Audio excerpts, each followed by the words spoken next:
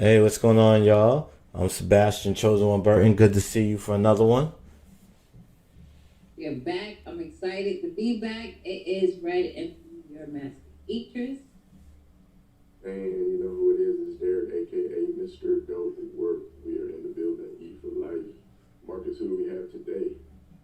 Our special guest for episode 9 is none other than Dr. Bradford Carlton. He's a best-selling author of The Warcraft of Business. Brings his years of experience as a corporate law attorney and a high-stakes business consultant and coach to help gamers everywhere speed run their success and turn their business dreams into reality. He's an influencer in his own right through the Gamerpreneur brand that he created as a case study. And Dr. Carlton focuses on showing gamerpreneurs, that's gamer entrepreneurs, the secret elements of success required in business growth, brand development, and sales and marketing systems. Welcome to the show, Bradford. Dr. Carlton. Sorry, Dr. Carlton. That's all right. Thank you very much. I don't think anyone's ever called me Dr. Colton before. Right then, Bradford it is. Pleasure. Thank you so much for having me today, guys. No problem, man. Good to have you on the show. So, Brad, if I can ask you, and I got to be on your show a couple weeks ago, and you've built such a big audience in like the gaming space for Facebook. Like, it's impressive numbers there, and we'll get to that down the line. But before we get there, I know your background is law.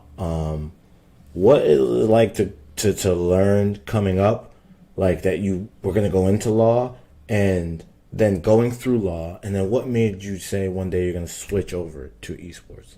Just a little about your background, I suppose. Sure. So my journey wasn't exactly just law to gaming.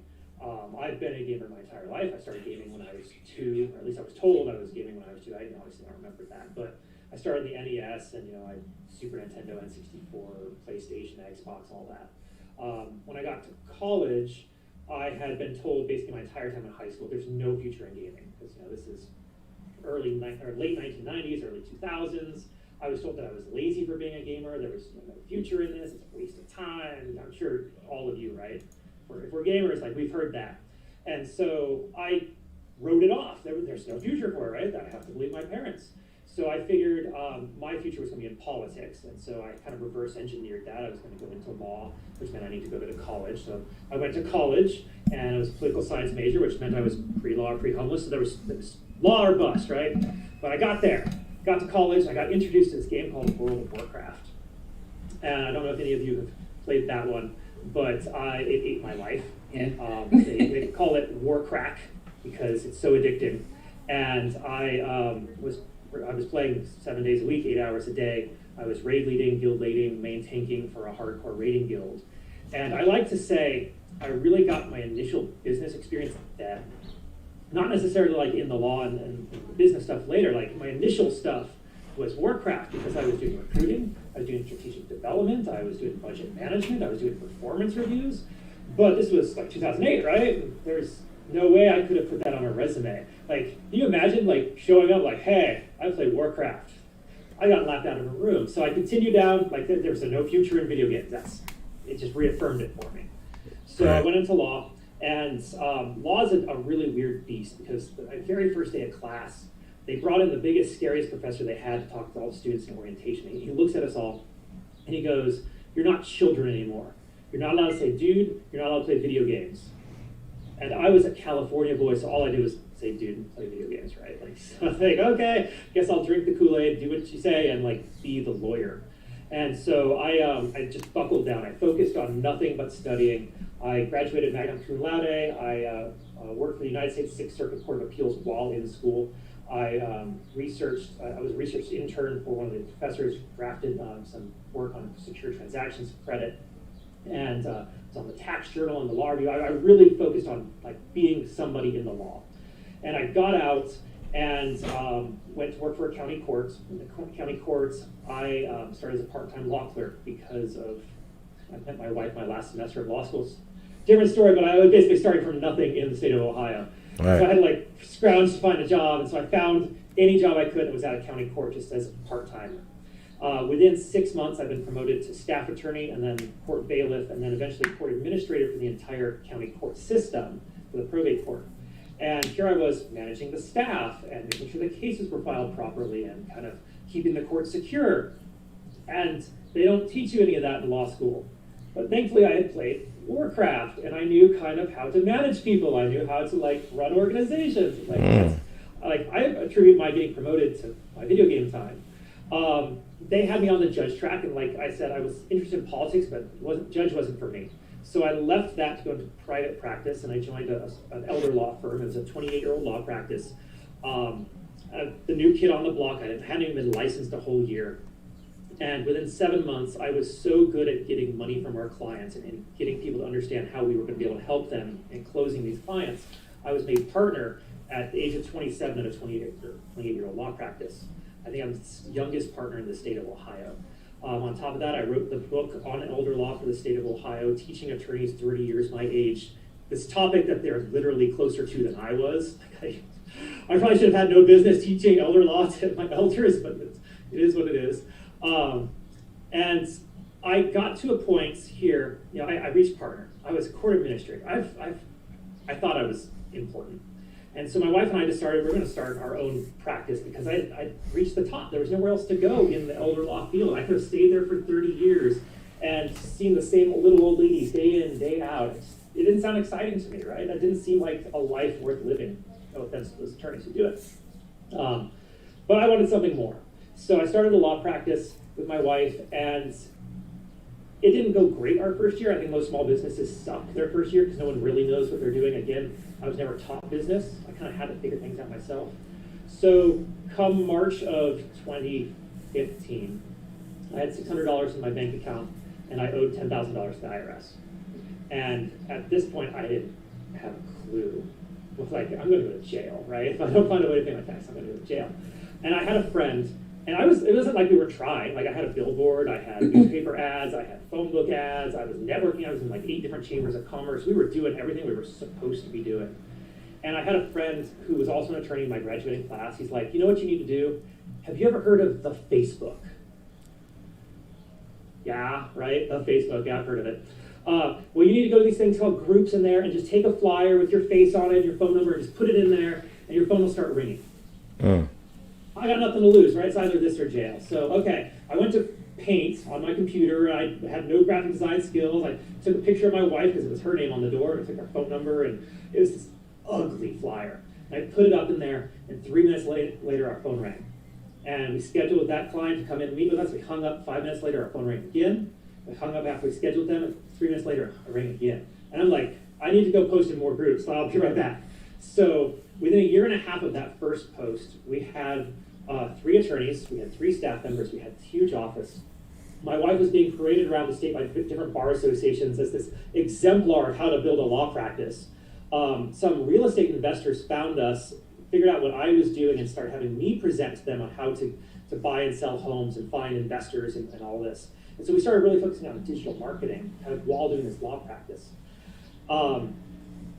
And you had asked me earlier, Sebastian, and do you remember that question, Marcus? I do remember this one. How much was I making at this time? That first month, okay? So after we had done that first flyer, in 3 weeks, we made $15,000. We then never made less than 5 figures thereafter until my daughter was born. And my daughter was born a month premature. And my wife had some major medical complications. The baby had some major medical complications. They both nearly died during delivery. There was a crash team sitting outside her room for 6 hours, just waiting for the call from the doctor that any moment, like, she's about to die kind of situation. Like, the doctor's like, you have to stand there and don't move, otherwise we're going to have to restrain you, Brad. And like, it was a really scary situation, but the baby comes out, put her on my wife's chest, and my wife looks up to me and goes, I'm never going to be an attorney again. Which is the end of my law practice. So now I gotta find out what I'm doing, right? Well, unfortunately, my wife was also nearly bedridden for a year. My daughter, I had to feed, once she got out of the machines, I had to feed her every 2 hours on the dot, or she was gonna die according to the doctors. And so I'm taking care of her, I'm taking care of my wife for like 2 months straight. I didn't sleep. There's like 2 months of my life I don't recall. It's just a blur. And at the end of it all, I'm like finally kind of getting a little bit of a breath back in me, like, okay, how do we like restructure ourselves? And that's when all the medical bills start coming in. And nobody tells you when you have a baby that every single person that sees you in the hospital sends you their own bill because your health insurance means nothing. So I had no income because my wife had to shut down the law practice because she was in no shape to be able to do it. My other businesses completely crashed because I had to care for my daughter and my wife. And here's all these medical bills, and it just devastated our savings. And so I'm like, what do I do? At this point, I'm like, okay, if I'm not going to be an attorney, because I was never the trial attorney. I was the guy behind the scenes who did all the research and the writing. Other attorneys would hire me to ghostwrite their stuff. I ghostwrote a case that won like $12 million in the Sixth Circuit. Like, people came to me to do the hard work, which for me was the fun part. But I had no interest in doing that either because I never really wanted to be an attorney. I was going for politics, and that was a separate story. I tried that. I don't want to discuss that. So what do I do? Like, here I am. What do I do? I decided I was going to go into consulting because it's not a far throw from business law, which I've been doing at that law practice with my wife, in corporate law. We did that for like 5 years. And I moved over to business consulting. And so we got some small clients in town, just showing them how to grow, how to scale. And it pretty much it revolved around marketing. You guys need to do marketing. You're not marketing enough. And once my wife kind of got her feet back under her, she looked at what I had been building and looked at kind of the landscape in Northeast Ohio and said, you know what, there's not a lot of opportunity here. Let's go somewhere there's more opportunities. So we moved to Las Vegas, big city, more opportunities. And she kind of kicked me out before she came. Like, I moved to Las Vegas about 4 months before she got here. I lived with a Sports Illustrated swimsuit model for about 3 weeks, totally separate story again. And she taught me more about digital marketing and influencer marketing than I ever thought possible while I was going out and doing all this networking. And at one random networking event, I met one random guy, and he goes, I like you, Brad. Why don't you come meet some other guys that I have this small business with? And that was the extent of what he told me. I knew nothing about what he was doing. So I show up at this office building, and it's these 3 gray-haired old lions of business. One guy had run the New York City, LA, Dallas, Anchorage, Las Vegas school lunch program. So he'd run hundreds of millions of dollars of budgets and had a staff of thousands, was feeding millions of kids every single day. This other guy had managed hundreds of millions of dollars of finances for people and had been on the committee that helped found Ameriprise Financial. It was really cool. Another guy had run this international coalition of immigration law attorneys. So if anybody moved around the world between 85 and 95, like, he had some finger in it. And then there's me. And I'm like, I'm clearly the smallest person in this room. But they had a consulting firm. And so they're like, hey, why don't you just sit in and like watch what we do, like how we talk about our clients, maybe you can learn something from us. I'm like, yes, absolutely, I will. So they start talking about their clients, and they start divvying up the labor for their clients. And they're like, if you want to come back next week, we'd love to like show you how it all went. Yes, please, yes, I will be there. So I come back week 2, and it was the strangest thing. Not one of those guys had done anything for their clients. Like, nothing. And they made excuses like, oh, my wife wanted me to do some gardening, or it was too hot, I just went up to the mountains for the weekend, or, the clients aren't gonna care anyway if they get it a week late, who cares? Like, okay, so I guess that's how it's done, big business. But so they divvy up the labor again, and hey, Brad, do you want to come back next week? We'll have you. I come back week 3, and again, they hadn't done jack. So at this point, I'm like, this is not strange. This is an opportunity. So when they start divvying up their clients again, I'm like, I'll take that. I will do that. I don't even know what that term means, but I'll do that too. So I take all their client work, and I come back the next week, I take all their client work. And the next week after that, they made me the president of their company. And so here I am. I'm now in a Las Vegas-based consulting firm. We've got people in different states, and I'm showing businesses how to grow and scale at levels I never thought possible. Like, I was an attorney, and attorneys are so pretentious. Like, they think they know everything. They act like they're better than, and I'm not an attorney anymore, right? I'm allowed to say this. I didn't know jack, and I thought I did, and I really got the education of a lifetime with these guys. And I was dealing with like hundreds of millions of dollars of business and referring. I added it up not too long ago. I've referred over $2.5 billion of different business needs to various funders and investors and angels. And so I've seen so much. I've helped a lot of different people. But then one day, July, August of 2019, like basically all the same time, they just decided they were retiring. They were done. And Brad's left on his own again. So like, okay. But at this point, like, I had the education. I kind of knew what I was doing. And I was able to go off and get some clients. I was able to get some consultants, some small businesses, some larger businesses. And I had a good income. I had my family, they're all healthy now. They're all here in Las Vegas. I see palm trees and blue skies every day. And I woke up August 2019 and I was miserable. And I couldn't put my finger on it because, right? Like I had run a court. I had run a law practice. I had built another law practice. I had been at this consulting firm. I now have my own fairly decent consulting firm. What's wrong with me? Like, I'm the lowest common denominator. Like, I got to figure out what's wrong with me here because I can't keep going through this cycle. So I go to my coach, and my coach asked me 2 questions. Describe him. And I go, other than the illicit stuff he does, he's a gamer. Like, that's gamer through and through. Like, okay, let's set him aside then because illicit stuff. If I put you in a room full of 100 people and you got to talk to every single person for an hour, or I shoot you in the head, who do those people have to be? Okay, well, I guess they'd have to be gamers too, because even if I've never played the same game as somebody, maybe I played the same genre, maybe we have an experience growing up as a gamer that's similar, or we have some jokes or memes we can share. It's something I can latch onto, right? Right. And so he goes, well, it sounds like you need to be working with gamers. Like, okay, is that a thing? Because again, like I didn't know there was a possibility of this from way back when. So I started looking into it. I'm like, my God, this is the biggest entertainment industry in the world. Like, there's so much opportunity. There's millions and millions of people on Twitch, and they have literally no clue what they're doing. My God, that is a fact. That is an actual fact. I'm like, there's a spot for me. So I just started reaching out to people on Twitch because I've been lurking on Twitch for years while working, just watching something, right? And so I'm like, hey, here's the testimonials I got. Here's the books I've written. Here's all the money I've made people. Here's all my credentials, right? I'd love to come work for you for free. Just get my foot in the door, show you kind of how I work. That way I can start to make a name for myself and move up. That sounds awesome. I only got 2 questions for you, Brad. Yeah, what's that?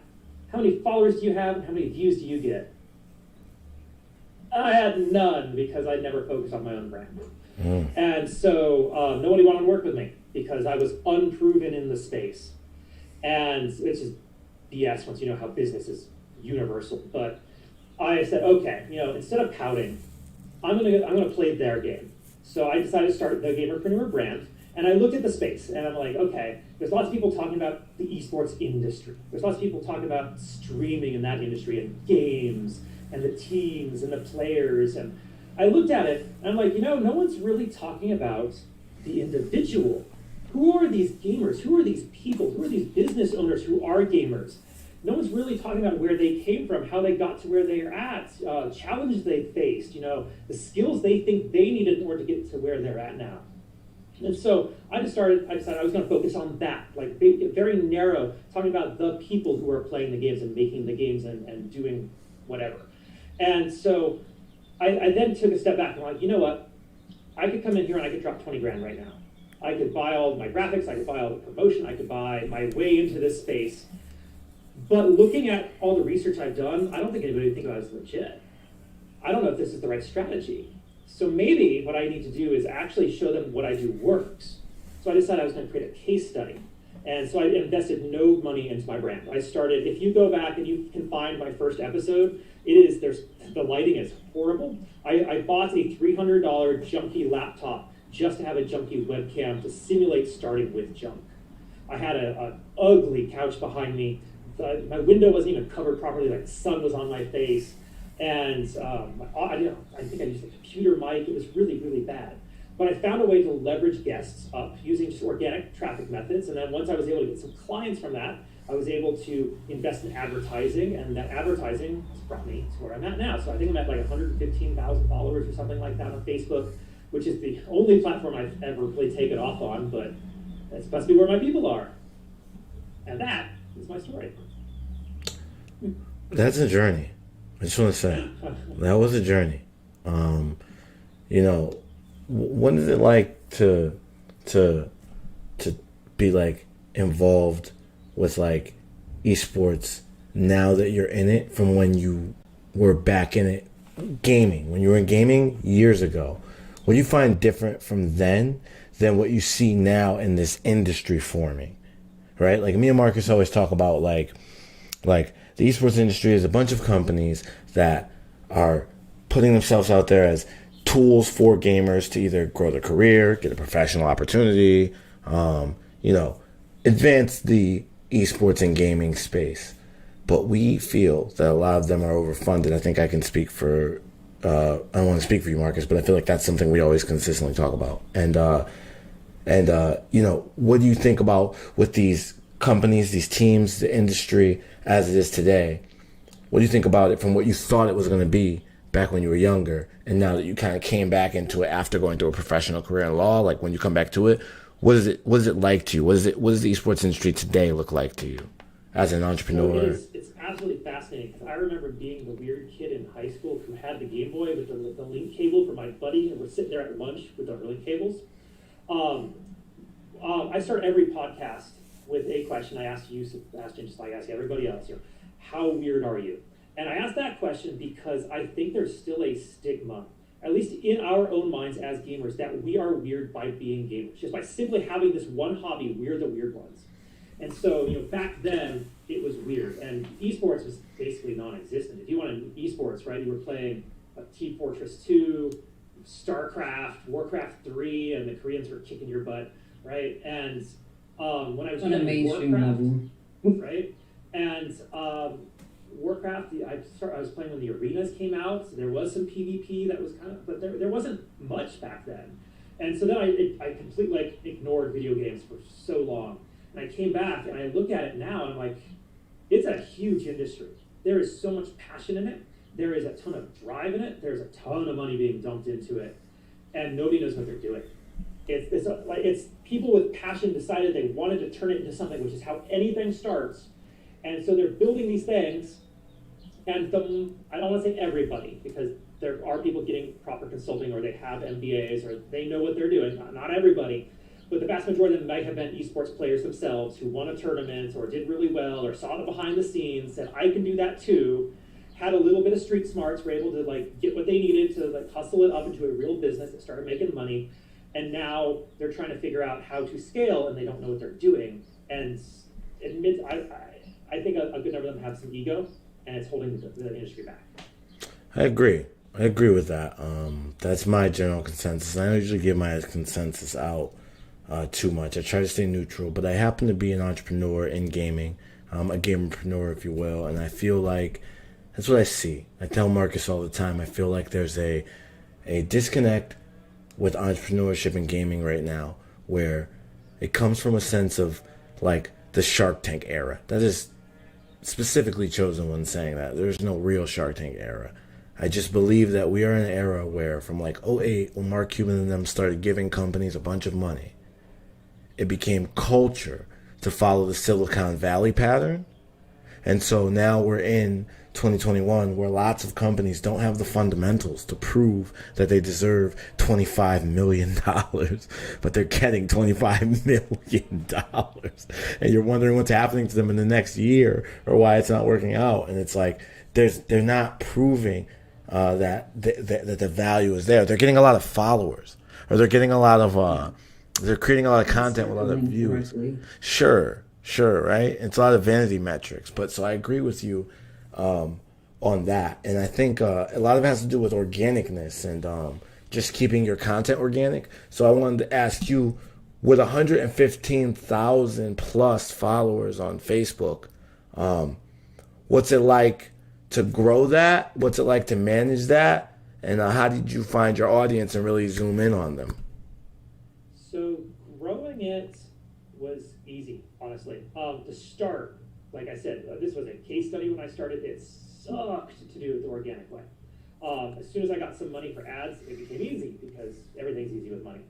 The organic way, you have to engage with people. You have to talk to people constantly. You have to constantly be putting stuff out there, constantly. I think I was posting 8 times a day on Facebook, 8 times a day on Twitter. I was connecting with 50 people a day minimum on LinkedIn, every single platform, as much as I possibly could, just to get a little bit of traction. And as soon as I had a little bit of ad dollars, I created a page-like campaign on Facebook. I wrote a paragraph discussing, kind of my core mission statement of what it means to be a gaming entrepreneur, a gamerpreneur, and said, we're here to change the world. I didn't ask anybody in that paragraph to join me. It's just here we are, we're doing this. I have a picture, and that was it. I've been running the same ad since March of last year, and it's gotten me, I think that one ad has gotten me something like 85,000 followers.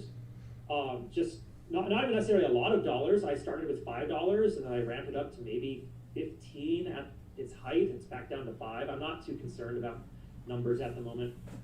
My focus is now on my community, because the thing that a lot of people miss, you mentioned the vanity metrics. I knew when I started I needed the vanity metrics because it matters in this space. But what really matters is community. If you don't have a community, you don't have a real business, and that's where everybody's falling down in the esports. That's a fact. They're going for the vanity, like you said. They're just trying to make it look like they got all the flash because that's the game people think they need to play. And so I got the flash, and now I'm trying to reverse engineer it into actually getting my community reestablished. And it's great that you see that. It's really great, right? Like, you can build the numbers, money into Facebook. It's an advertising machine. It will grow your audience. And that's where we go back to why I see this space as volatile. It's because a lot of companies have figured out what you figured out, Bradford. I figured that out, right? Like, ads will scale your business. But if you don't have a real community, games change. People change. Like, that's not going to stay the same. It's the strength of your community. And a lot of these companies are brand new, so they can't have community. No matter how good the idea is, they're brand new. So you can't have any community, and that just means that without the community, you know, what are you going to be when you're gone? I mean, look at something like, I use an example of the Overwatch League. The Overwatch League 2 years ago, 3 years ago, was the biggest thing in the entire space. So it was the biggest thing. Right? Yeah. And now, the Overwatch League is something that you're trying to remember the name of some teams in your head right now. That's what's happening right now in real time. And they're backed by Activision Blizzard. They don't control their community at all. Like, it's one of the most toxic communities in esports today, is Overwatch League. Red, I wanted you It's an to issue of ego, Sebastian. It really is an issue of ego in the gaming space specifically that I saw when I came in here, because you can't swing a cat without finding an influencer with several 100,000 followers or millions of followers. They're freaking everywhere. If you go to any other industry and you have 12,000 followers, you're doing really good. Right. But here, you got 12,000, you're doing okay. Right. So, Right. I mean, you have to have the numbers. If you don't have those numbers, you're not legit. Like, just as an example, my show, when I had 500 followers, and I would reach out to someone saying, hey, could you please be on my show? This is my mission. I'm really trying to dispel the myth of the lazy, unmotivated basement dweller. That's why I'm doing this. People would go, how many views do you get? How many followers do you have? Oh, no, you're not big enough. Now that I got 100,000, people are coming to me and asking to be on my show. There's no real difference other than a number on Facebook. My show is essentially the same, other than my equipment got better, but it's still the same content. So you feel like this industry, say that again, for the gem's sake, say it again. You feel like there's a lot of ego. There's a big ego issue in this space. You see that. You notice that. As a gamerpreneur, looking back from the landscape, you can see a lot of ego out there in the space. The numbers, but like the numbers almost seem to come first. That was the point that you were just making. They don't have who's actually making money. Like, I talked to That's a good question. That's a good question. That's a good question. That's the overall thing in the gaming industry as a whole. Like, it's not even just the sector of esports. There's a lot of pretentious, like, it's this whole boundary of, okay, numbers. And we've seen people with numbers don't project anything but just numbers. There's no actual impact at all. And that's to me the problem. That's in gaming, in the gaming industry as a whole. And then it's circulating into esports, because esports is, like y'all saying, is like this crown jewel right now that everyone see that's so sparkly and shiny. But then everything else business-wise is not really circulating. Like esports, there's no actual circulation. It's just an in and out type of industry where we see teams falling. We see, as far as sectors and organizations, just going right out the door. There's no athlete as far as like building their exposure, building their marketing, their business acumen, like all of that is just out the door. Even their health, we don't even see their health being the number one priority. And then there's no translation to what actually a gaming athlete is. So then when it goes into the overall spectrum of sports, we're looked upon as, well, you know, we'll see if y'all gonna last another 10 years or so. So yeah, it's just, there's no Age definitive. range for an esports player, it ends at what, 22? Once they're 22, they're aged out. Their If they're reflexes are lucky. slow. Right. Like, if they're lucky, and like Yeah. the entry level is getting lower and lower. Yeah, I was listening to a podcast yesterday. Shout out to James O'Hagan and On the money on that. this podcast, but he basically, not he, well, the lady was on there, her name is Carrie, was saying, we're not making kids pro younger, we're increasing the likelihood that they're going to burn out before they graduate from high school. Exactly. Exactly. Really, exactly. It's like the problem right now, and it really ties into, in Bradford, I want to kind of reel back to what we were talking about, but to add to what Red was saying, because I think it's just such a great point, is that like it's not really anybody doing anything for longevity. Like nobody's doing anything for longevity. It's like whatever gets popular right now, every number, the top most invested esports teams or brands or anything related, they do whatever the most popular thing is out. I couldn't tell you how a month ago Marcus was preaching to us about NFTs and how many in the last 2 weeks I have seen of your favorite esports team got a new NFT coming out. That's the hottest thing ever. Look at my camera. Look, it's true. Yo, It's true. it's I funny. can't believe it. I can't believe it. And it's like y'all the ones who got $50 million invested before you profitable. And that's just what we living in. It wasn't always like this. It wasn't like this 15 years ago. It wasn't like this 15 years ago. I really feel like the state of entrepreneurship and gaming is different. And Bradford, I wonder what you would think. Look at Sebastian. We can look at prior sports. We can look at other forms of entertainment like radio and television when they came out. Sure. When television first came out, you know, what was on it? Well, you know, radio is a good example. The first ads were soap operas. They call them soap operas because they sold soap during the performance, right? Right. And so that eventually morphed into them product placement and all that. But when it first started, it was just, you know, military use and then a little bit of civilian use, but there was no ads. It was a big deal when the first ad happened and people were all offended of it. And so how were people making money with radio when it first started? They weren't, right? So when esports first starts, who's making money with it? Nobody, because we have to kind of figure out how to monetize it. Once we figure out how to monetize it, that's why people are dumping money in, because they know once somebody comes along, like it all it takes is one person to figure out the magic sauce to like crack that nut, make the money pop out of this pinata, and then everybody's gonna follow, and we're all gonna make a lot of money out of esports. Like that's what they're waiting for. Well, I just happen. Esports though, and radio, right? Radio broadcasts to everyone.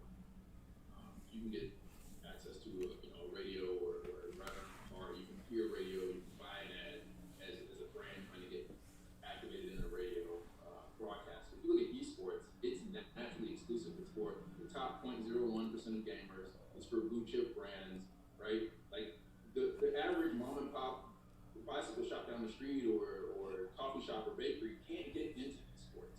The same Yeah, way it's not a household thing yet. right. And that's There really is there are a more thriving amateur league. There are tons of people trying to drive it down into the colleges and the high schools in order to create that pathway to the pros. It's growing kind of on the grassroots level as well. I wouldn't write that off. The problem is, here's the problem. The problem with the grassroots level is that it doesn't need to be collegiate. See, we've seen the NCAA for the last 50 years, and we Yes. recognize the NCAA has monetized something that should not have been monetized a long time ago, and I don't want to digress into that, right? So the key with esports is that it doesn't need to be collegiate. The grassroots need to literally be a player to pipeline. But the problem is you can't have that with different genres and different games, right? This is what we talk about all the time. You don't go into, and I want to shout out Red too for a little earlier. You said that on the mainstream, when Bradford was saying that You know, all you did was either Well, yeah. StarCraft Because I mean, or those games. esports started. The FGC way and before- fighting games were a long time ago. Yeah, arcades, the Street esports Fighter. started like So with long, today and so forth. long time ago. But no matter when that started, you know, the thing is with esports, right? Like, Marcus is on the money. You can't do it without community. So if you're gonna, because other than that, it's multiplayer mode. Hello. If anybody needs to say that, it's multiplayer. Every game comes with multiplayer. What makes it esports is the community. That's what It's the community. That's the part that people don't get, right? So even if the publisher dumps a bunch of money and gets T-Mobile and Coca-Cola and this, that, third, wasn't you just wondering what happened to the Overwatch League? With no community, it will not work. And so... Amazon's a billion-dollar, multi-billion-dollar company, one of the top 10, top 4 companies in the world. They launched that game. They own Twitch. Hundreds of millions of users, and that was the biggest flop in the industry. You're talking about their development studio. I'm talking about that Crucible game. Right. Yeah. Yeah. You can't do it without community. A lot. Yeah. We've seen it done a lot. Like Capcom is just now getting it. NetherRealm Studios is just now like a lot of these different companies are just now getting it because it's always been there. It's just that when these independent tournament owners wanted that support, they didn't get it. Right. They didn't get it at all. Right. The publishers didn't support them. Yeah, and then now that it's booming, now of course we see the Capcom League. They now understand, okay, with community, same with NetherRealm and Tekken and everything else. Like I speak a lot about fighting games. That's what I've mostly been in with esports. And now the companies are saying, okay, we could grow this with the community. We see the community as the heart of and that's with anything. Of course, community brings culture, it brings longevity, it brings nostalgia. And then that's going to be a reoccurring consumer of it.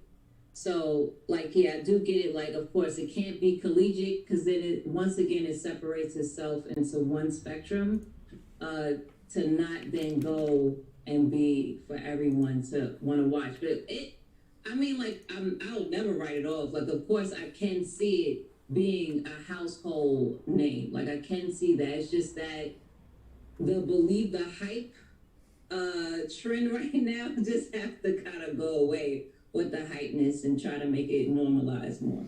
It's true.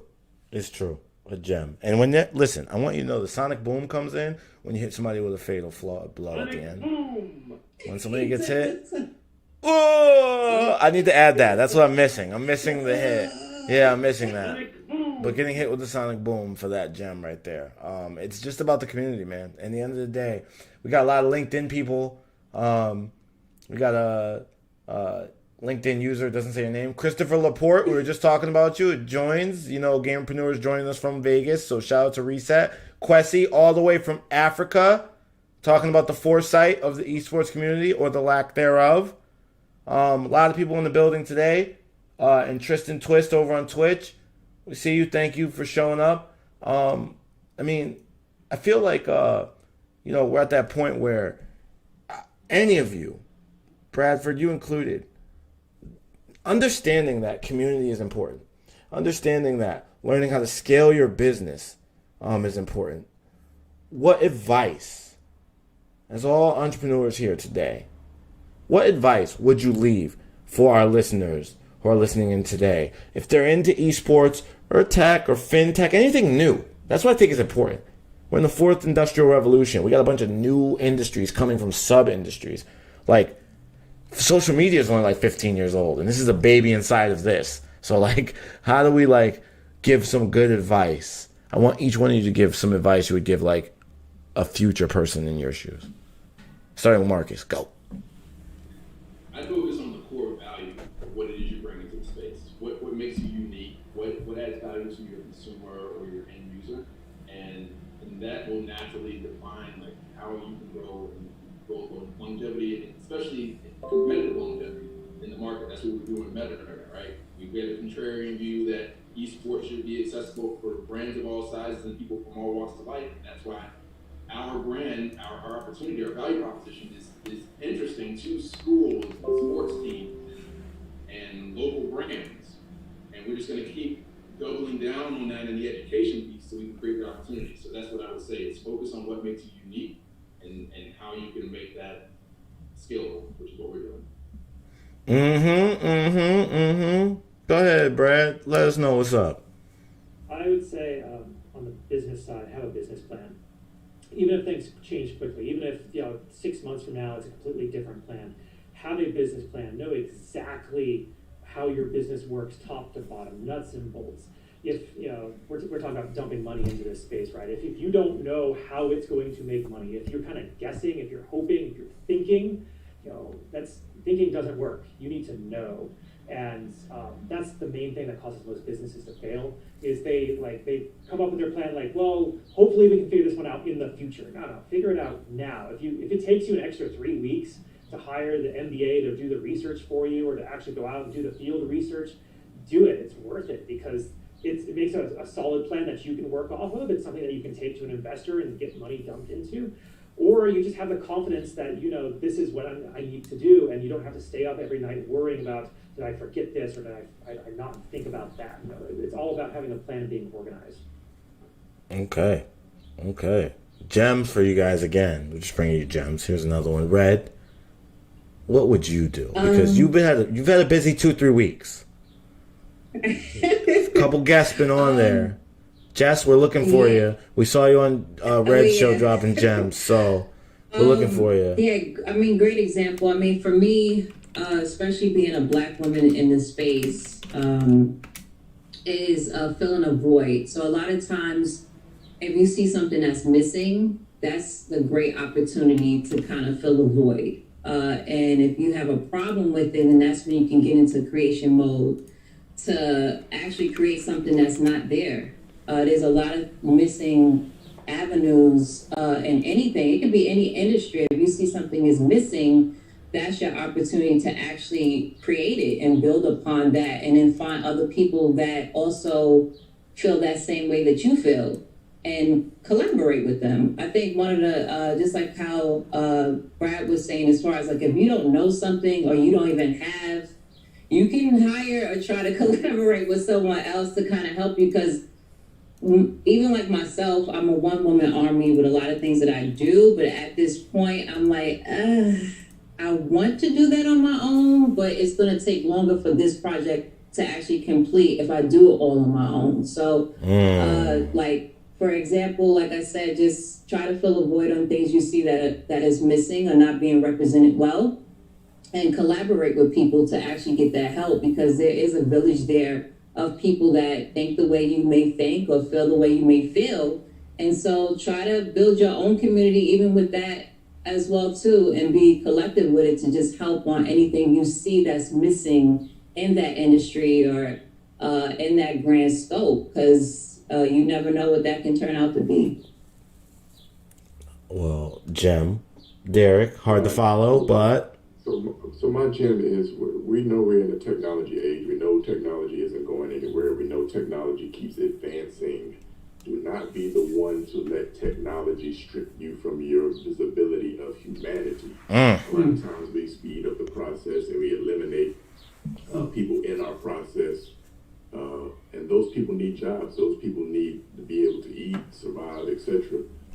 So be able to keep your eyes on understanding how technology works, but also understand that don't allow technology to strip you from your humanity, 1. 2, recognize that in the space, as we were talking about, social currency is the new currency that everyone looks at on how popular, etc. People are. Do not think of those popular people as gods. Do not think of popularity in numbers as a metric that someone has it all figured out. Recognize that everyone in the space, any space, needs help. One of the main things that influencers and even the popular people that you look up to struggle with is actually having a team that supports them. So be willing to help and be a teammate and a team member, because everyone needs a teammate and a team member. And if you're able to provide that value, that allows you to sit on the sideline while being valuable, while allowing you to learn the space without the necessary risk of you being the one that's out there. and thus allow you to see, like Red said, recognize what's missing in the space. And the only way you can recognize what's missing in any space, in any industry, is if you're sitting there able to watch it. And the only way you're able to watch it from a space of knowledge is be able to participate in it. And the only way you can participate without the risk of being out there alone because you don't know the space is by providing help to those that are in the space.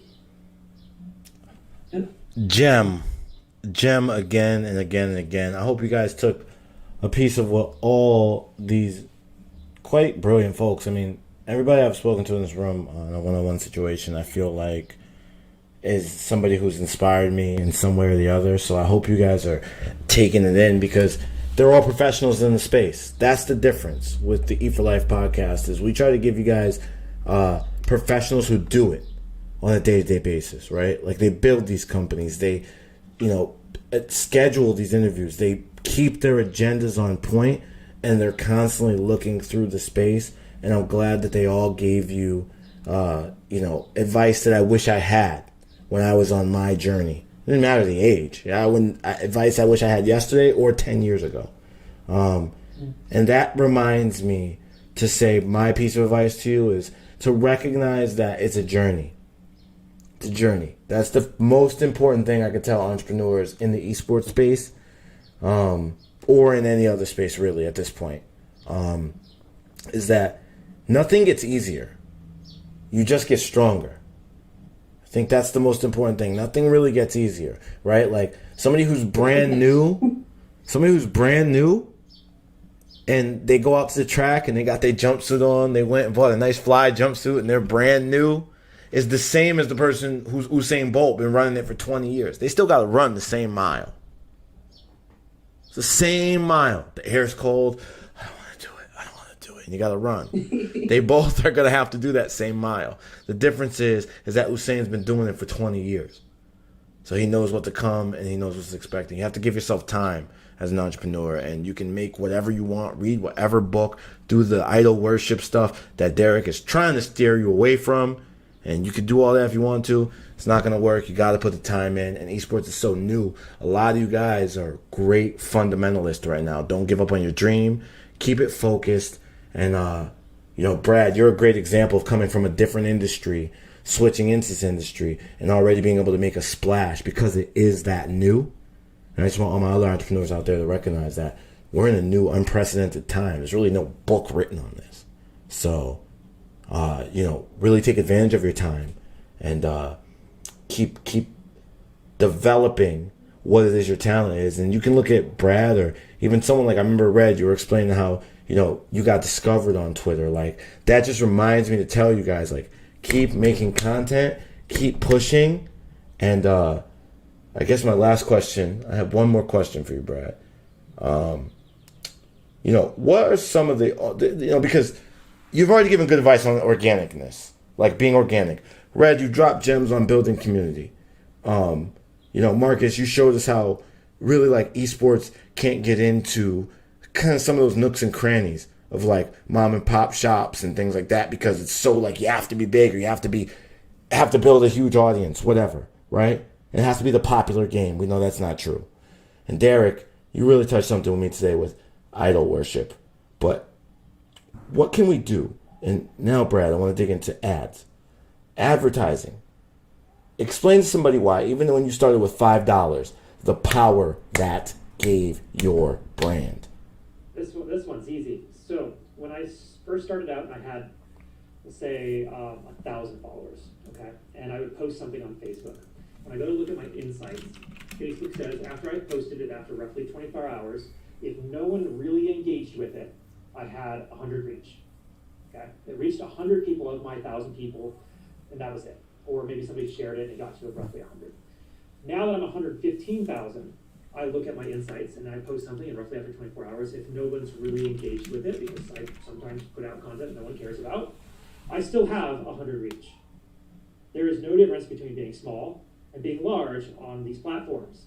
They want your money. They are advertising platforms. That's what they are built for. They are built to take your money in order to show your content to more people. And you have to give them money in order for your stuff to be seen by more people. Unless, there's a caveat, you have a crazy engaged audience And every single person who sees your stuff reacts to it, shares it, comments on it multiple times. If you have that, you can spread. If you don't, it's dollars. Now, so if you have that, you can spread. If you don't, dollars. Give me 3 before we go. We got to give the audience some gems. 3 organic ways to grow a Facebook page that you would go to organic. If I had no money today, right now, Brad, I can't afford it. I can't do it. It's just too much. I gotta get so many games this year. I can't afford to buy anything. I was just telling me how you would do it with no money. How? Okay. You need a mission. You need something that you are working for personally, that you can bring others on that journey with you. So it's not just the games. You can sit there and just be playing games, no one's going to watch you. You have to have something else that they want to follow you on. It's a mission. You have to have a good, compelling story. What's the most common thing about humanity for the past 10,000 years? We love sitting around telling stories. Back when there was nothing but mammoths, we sat around the campfire telling stories, and now today, streamers, content creators, they tell stories, especially the good ones. That's all they do. So you take your mission, you integrate that into your personal stories, the various stories that you have, and then you pick the platforms where your audience is at. So you don't just start going and hope they come to you. You go to where your audience already is. And then you tell them about your mission. You tell them your stories. You let them know that they can join you on this mission to accomplish whatever it is you're trying to accomplish. And that's how you can grow a following. It doesn't matter what kind of movements you have. Jesus had a movement. He had a following. He told good stories. Okay. So would you say so I'm going to ask you more directly, Facebook group. Oh, you want good tool? Times on Facebook? Good time. Facebook group? Facebook group, good or bad? It depends. Is your audience there? Can you build an audience with a Facebook group? Yes. There are ways to do it. If it's your own Facebook group, it's tougher unless you're using all kinds of other platforms to drive people there. And then why would you do it on Facebook? Why not have Discord? Gamers are more familiar with Discord. If you're going into other people's... Is Discord a good tool? Discord's a fantastic tool. Is that what you used? Oh, no, I'm terrible on Discord. Okay. It's still a wonderful tool. Hey, we were talking about Twitter earlier. What organic tools did you use organically? I get the mission, the psychology. The mission, keep people focused on, what it is you can give them, the psychology, and I love that too. And I want to tell everybody who's watching this, the tools will change. Right now, in this little bubble you're in, we're talking Facebook, social media, Clubhouse, all these things, because that's what's around you. In 5 years, we might be talking AI and laser beam ships from outer space, but the psychology is not going to change. So what Bradford's saying is keep your mission intact, things people can join, having that psychology. But what technology did you do with no dollars? What did you do to begin before you even put the $5 a day up? What were the tools? I mean, I know Facebook groups are good. I know. And I grew to 600 followers in a month and a half. So Twitter. A lot, but I have more Twitter followers than a good number of the guests I've had on my show. Okay. Content creators, streamers in the esports group. So I'm doing better than people who were ostensibly were influencers before I got into the space. You talk to people. You be a real person. You would communicate with people. The point of any type of marketing is just to walk up to somebody and shake their hand and say hello in some way. You have to get people to know who you are. Whether that's liking their content, just a like and moving on. Now your name pops up and they're like, oh, who is this? Who liked my thing? Nobody else liked my thing. They go check you out. And if you have the psychology stuff there, they may resonate with that and want to follow you. Okay. Excellent. Marcus, you're talking about how you put yourself out there as much as you possibly can. And on Twitter, on Instagram, on Facebook, on TikTok, it doesn't really matter. If you are there on somebody else's content, letting them know you're enjoying what they have, they're more likely to turn their eyes towards you. Mm-hmm. There's a gem. Yep. There's a gem. I like that. There's a gem. Now, anybody got anything, send them your way. I'm getting ready to get me something to eat. But before we get out of here, and before I do that, anybody with anything popping this week, the month of April showers bring May flowers. So you can tell them about May too when your flowers is coming out. I want you to know this is your moment. Derek, you have the room set to drop the hottest mic drop of the year. So you have the room set right now. I feel like you're about to tell us right now the most amazing news we've heard. Hey, I don't have anything going this week. Man. I'm gonna knock out my to-do list from last week. I'm sorry. Thanks. Okay. Well, that's all right. Our next guest, we're looking at someone who Red already interviewed. Great interview, by the way. Really learned a lot about the process of getting in the 2K League from an insider. Bradford, before we go into our next guest, Bradford, anything else that you want people to know? Where can they find you? Where can they come see this robust community? Some of the greatest memes I've seen. Honestly, I love your memes. Where can they come find it? Where can they see it? Talk to me. Talk to us. So my main community is on Facebook. It's the Gamerpreneur. Just at the Gamerpreneur. You can find me on Twitter at the Gamerpreneur. Instagram is at the Real Gamerpreneur. Somebody had it. YouTube is the Gamerpreneur. I would love it if people could subscribe to me on YouTube because for some reason people think video content should live there and they go there and they're like, you have 300 people, I don't want to be with you. So, but It's so weird. It's so weird. You have to have numbers, but you have to have the right kind of numbers for your audience. Like I said. Well, the Gamerpreneur, youtube.com/thegamerpreneur, facebook.com/thegamerpreneur, instagram.com/the real Gamerpreneur. You didn't think I remembered that, huh? See? I don't know if it's slash the Gamerpreneur on YouTube. I don't think I'm big enough to have the slash. Okay, well, listen, the Gamerpreneur, we're going to have it. Rich is going to drop it in all of our descriptions. Rich, shout out to you, baby. We appreciate everything you do.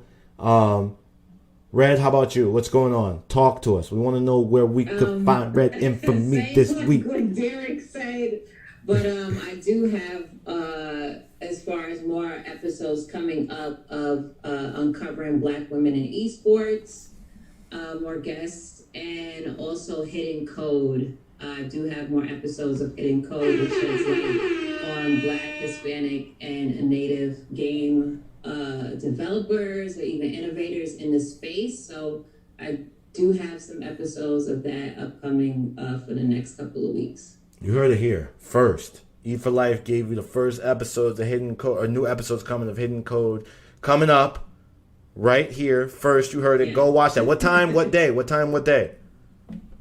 I'm trying to work on the day. Okay. But usually for uncovering women is probably going to be on Fridays. And then as far as Hidden Codes, it's going to be on Mondays. As far as the time, I'm looking hopefully, 7 o'clock. 7 o'clock. Hopefully you could catch her. Hopefully you could catch her. Hopefully you could catch her. I already have the interviews. It's just having them up and ready for everybody to see them live. Well, we can't wait to see it. Marcus, what you got going on? Talk to us. Let us know what we need to look out for Meta Arena. I know you've been shaking big things. Let us know, please. Two things coming up this week. One, I'm doing an encore presentation on why indie games should get into esports now.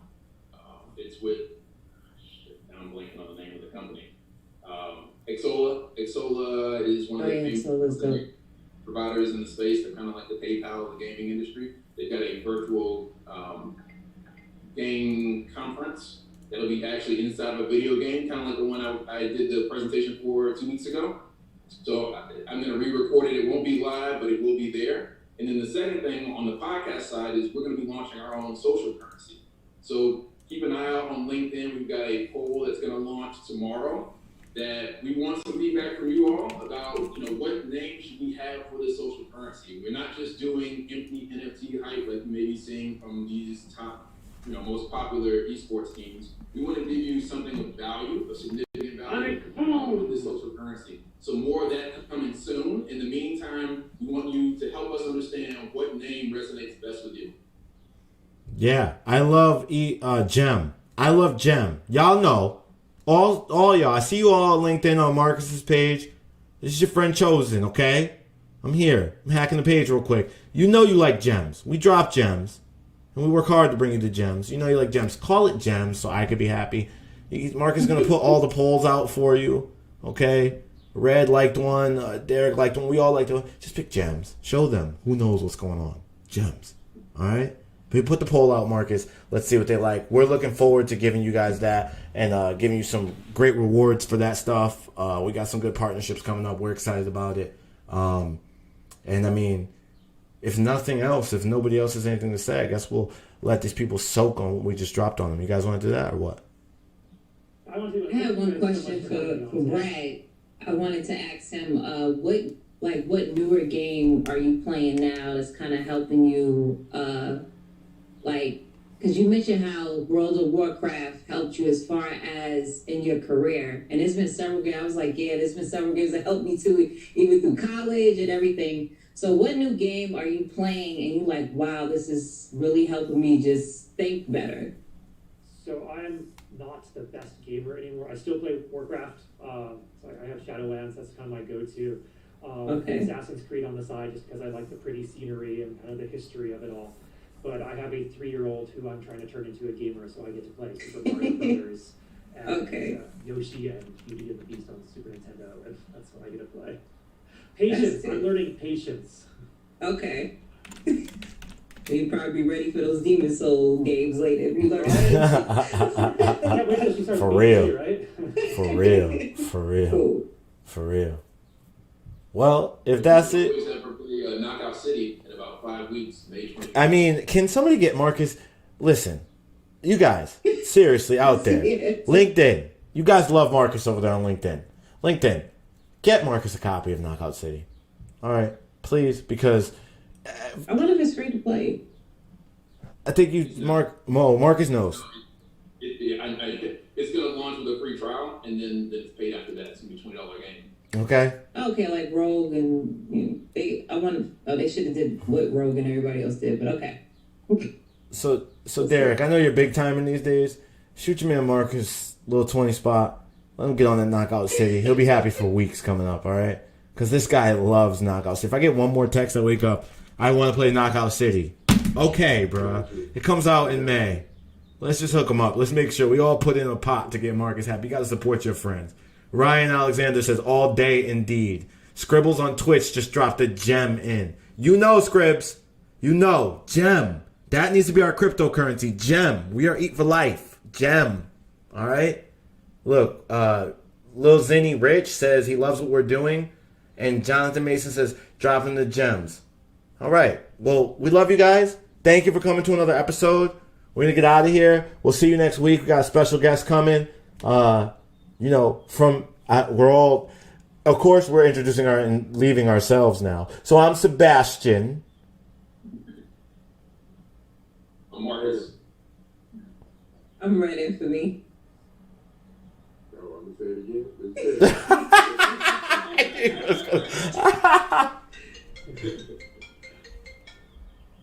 Thanks for joining us. We'll see you next week. Perfect timing. How perfect is that? Brad, thank you for coming on the show. We had a good time having you. Thanks for being here. Thanks so much. And we'll see you guys next time on the E for Life podcast.